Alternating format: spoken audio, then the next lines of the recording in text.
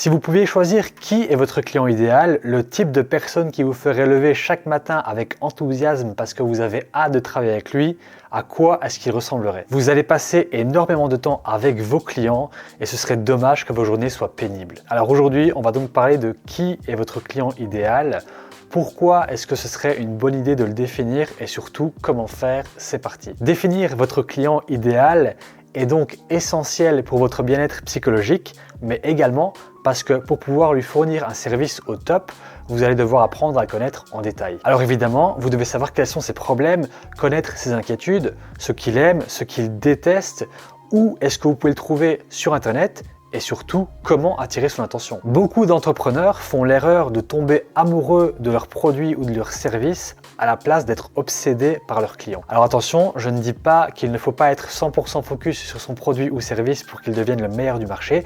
Ce que je veux dire, c'est que c'est votre client qui, grâce à ses retours, vous aidera à concevoir le meilleur produit ou le meilleur service pour lui. Si vous voulez vraiment comprendre qui il est et où le trouver sur Internet, vous allez devoir être capable de rentrer dans cette conversation qui a déjà lieu dans son esprit et de voir le monde de la manière dont il le voit. De cette façon, si vous avez un doute sur une offre, sur votre produit, votre service ou une direction à prendre au niveau de votre entreprise, vous pourrez vous demander qu'en penserait Monsieur ou Madame X. Une fois que vous aurez une bonne connaissance de qui il est, vous saurez où est-ce qu'il passe son temps, dans quel groupe Facebook ou LinkedIn il se trouve, qui est-ce qu'il suit sur les réseaux, comment faire une publicité qui attirera son attention et surtout comment créer une offre qui lui paraîtra irrésistible. Tout le contenu que vous allez créer, vos titres, accroches, visuels, textes et appels à l'action seront orientés vers ce type de profil pour être le plus efficace possible. Ce qui nous amène au point le plus important de cette partie, votre message. Si vous savez qui est votre client idéal,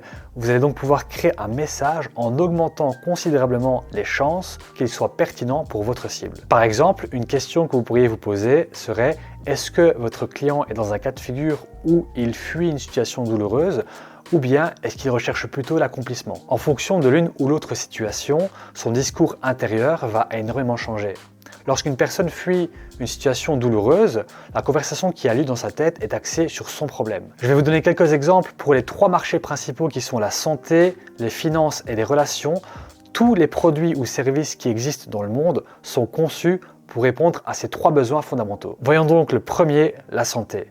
Une personne qui fuit une situation douloureuse dans ce marché se dira plutôt des phrases comme « je suis en surpoids et je ne me sens pas à l'aise quand je me déplace » ou bien « je n'ai pas d'énergie et je me sens tout le temps fatigué » ou encore « je n'aime pas ce que je vois quand je me regarde dans le miroir ». Pour les finances, on aura des phrases comme « je n'aime pas mon travail » ou bien « je n'ai pas d'économie et j'ai peur de perdre mon emploi » ou encore « toutes les personnes que je connais gagnent plus d'argent que moi ». Et enfin, pour les relations, on aura « je suis dans une relation qui me fait du mal mais je ne sais pas comment en sortir » ou bien « j'en ai marre d'être célibataire et j'aimerais être en couple » ou encore « je ne me sens pas à l'aise quand je suis entouré de personnes que je ne connais pas ». Voyons maintenant pour ces trois mêmes marchés des exemples de personnes qui sont heureuses mais qui vont plutôt rechercher de l'accomplissement. Donc à ce moment-là, par exemple, pour la santé, on aura « je me sens en forme mais j'aimerais avoir des abdos bien dessinés » ou bien « je veux courir un marathon » ou encore « j'aimerais manger plus sainement pour avoir encore plus d'énergie ». Pour les finances, on aura « j'aimerais acheter la maison ou la voiture de mes rêves »